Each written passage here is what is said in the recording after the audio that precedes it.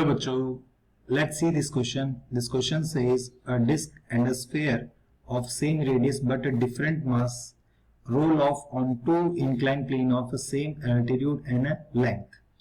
Which one of two object gets to the bottom of the plane first? तो सबसे पहले इस question में हम की कंसेप्ट देखेंगे. की concept in this question is rolling on incline plane.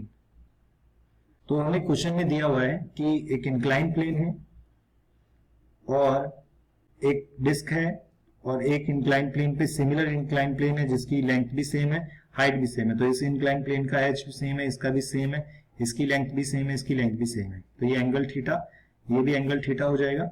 और यहाँ पे डिस्क है और यहाँ पे कितना है, ये क्या चीज है, ये है सॉलिड स्फीयर.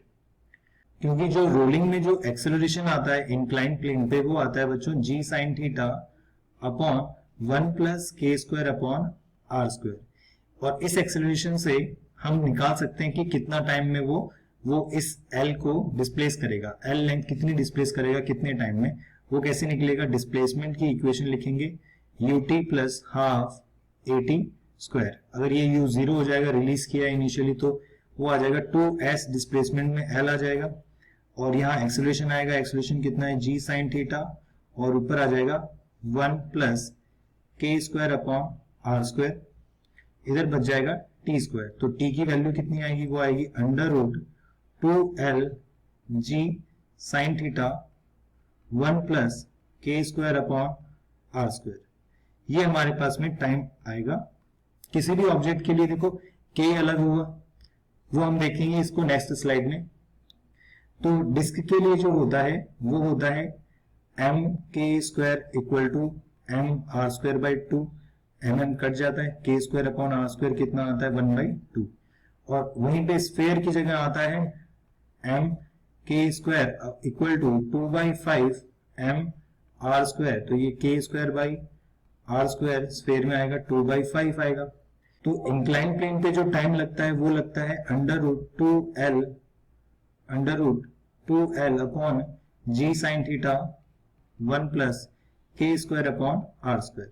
तो यहां से हम ऑब्जर्व कर सकते हैं डायरेक्टली कि दोनों डिस्क के और स्फेयर के लिए l सेम है, g सेम है, थीटा सेम है. तो जो चेंज आ रहा है उन दोनों में वो के स्क्वायर अपॉन आर स्क्वायर आ रहा है. तो यहाँ पे देखो जिसकी वैल्यू ये रेशियो के स्क्वायर अपॉन आर स्क्वायर कम होगा तो उसको टाइम कम लगेगा, यानी वो सबसे जल्दी पहुंचेगा.